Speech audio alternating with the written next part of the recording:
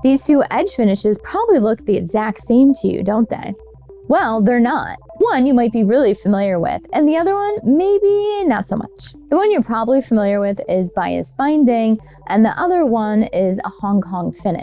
They have technicalities that make them different in the process of sewing it, and there's definitely reasons you want to use one over another in certain spots on your garments. One thing both of these do have in common though is that they're used to finish the raw edge on a piece of fabric. First, we're going to talk about bias binding, and then I'm going to show you how to sew a Hong Kong finished edge. And then at the end, we'll talk about their differences and go over why you might want to use one over the other. First, we're going to use bias binding to finish a raw edge. In the sample I'm using today, we're going to be finishing the edges that are raw on the seam. I'm pretending that it's a seam in an unlined garment. So I've already got my seam sewn up, and the first thing I'm going to do is make sure I can see the wrong side of my fabric. I'm going to take my piece of binding, store-bought binding, it's already got the creases in it, and I'm going to open up that first crease.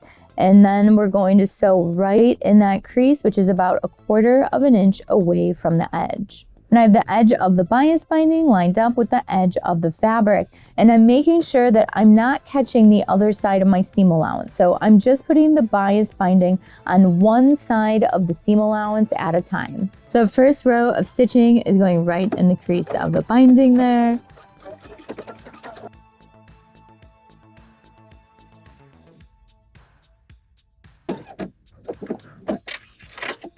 So now you can see we've got that first row of stitching in. We are going to take our seam and we are going to open it up, and we want to push the seam allowance towards the binding. And then we're going to take the binding and we're going to fold it over the seam, and we just want to fold it just past that stitching line that we have there.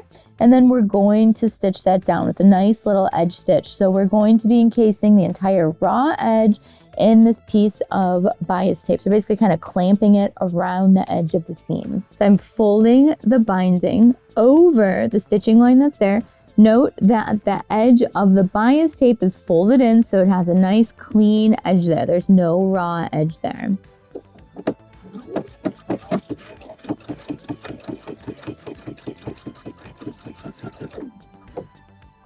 We're just going to work all the way down the edge.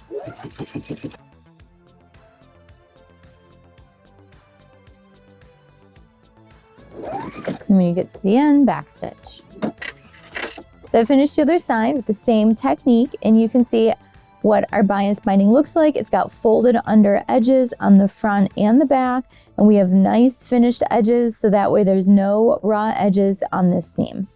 Now let's move on to the Hong Kong finish. This is probably going to solve an issue you've been having with bias binding. Before we get started with that, if you're really enjoying Sewing Anastasia, make sure you like and subscribe. It really helps out the channel a lot. And if you want to learn more about sewing, make sure you check out my online and in-person classes. There's links down below for everything. For this method, I'm going to use the same bias tape so that way you can see exactly what the difference is. Now for this one, we're going to start on the right side of the fabric on the seam. We are going to open up the folded edge on the bias tape. I'm going to fold the rest of the fabric out of the way, and we're going to stitch right in the crease of the binding, lining up those raw edges. But notice this is different than when I put on the bias tape, because this time we're sewing it on the right side of the fabric. And when I started the bias tape, I sewed it on the wrong side of the fabric first. So again, I'm stitching in the crease of the bias tape. And I've got the right side of the fabric with the right side of the binding.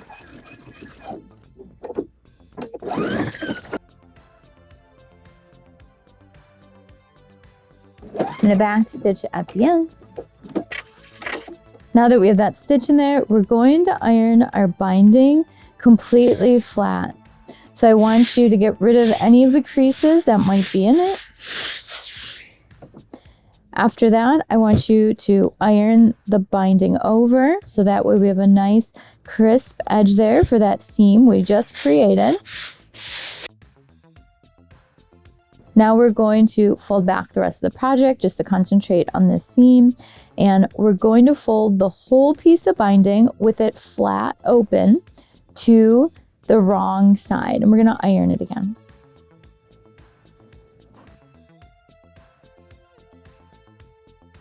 So now we have that flap of fabric towards the wrong side.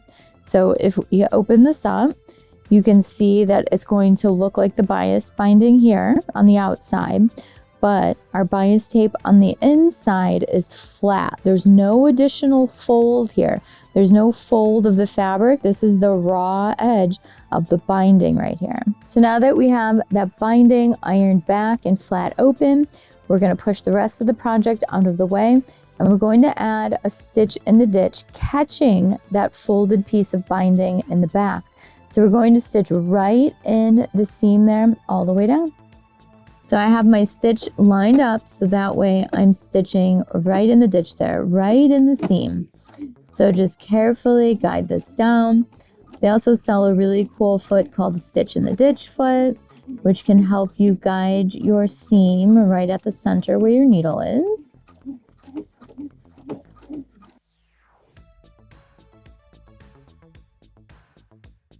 Back stitch at the end, and we're done. I've finished the other side with the Hong Kong finish, and you can see what this finish looks like now. Very beautiful, very similar to bias binding, but different. Now let's go over why you might want to use a Hong Kong finish instead of bias binding, and vice versa. At first glance, when we look at these seams, they both look the same. They both have bias tape finishing the edge. But when we really take a close look, you're going to notice the differences. So here I've got the bias binding, and when I place the Hong Kong finish on top, you're going to notice the Hong Kong finish looks a little cleaner because we don't see these edge stitches here. So it's a really big difference between the two. This one has edge stitches on the outside, and the Hong Kong finish does not. Now let's take a look at the back side.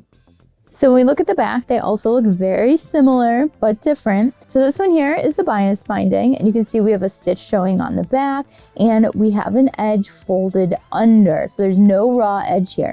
And if we take a look at the Hong Kong finish, there is a stitch here holding down that flap of bias tape, and there is a raw edge. So this edge here is not folded under. This is the raw edge on the bias tape. So that's the big difference of these two techniques on the back. So if these techniques look so similar to each other, why would you want to use one over the other?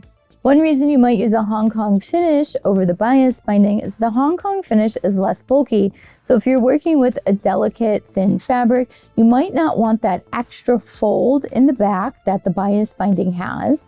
And also it looks a little cleaner in finish on the outside when you see the seam allowance open. You don't have that extra little edge stitch there like you do on the bias binding. Plus, if you use a thin fabric, like a thin silk or a lining fabric for this technique, this ends up very thin and very smooth, and it's not bulky at all. So the Hong Kong finish is great for finishing the inside of a garment seam, less bulky, and it looks clean. And that raw edge, it hides behind the seam allowance. But you don't really want to use this finish, let's say if you're finishing the edge of a pocket or a collar or a neckline, because you're going to have that raw edge there and you might see it. So it's not going to look as clean. Whereas the bias binding, you're going to see that folded under clean edge. So it's going to look a little cleaner on finishes that you're going to see on the outside of a project. So in conclusion, they're both really great for finishing edges, but you really might want to use a Hong Kong finish if you're finishing edges on the inside of a garment because it's going to be less bulky. And if you're finishing edges on the outside of a garment, bias binding is a great option because it's beautiful on both sides. I'd love to know what you think of these techniques and if you'll be trying out the Hong Kong finish on a garment coming up and where at on the garment. Leave your comments down below. Thanks so much for watching Sewing Anastasia today. If you have any questions about these techniques or want to share your sewing stories, leave them down below in the comments. And if you enjoyed the video today, make sure you like, subscribe, and hit the notification bell so you know when the new tutorials come out.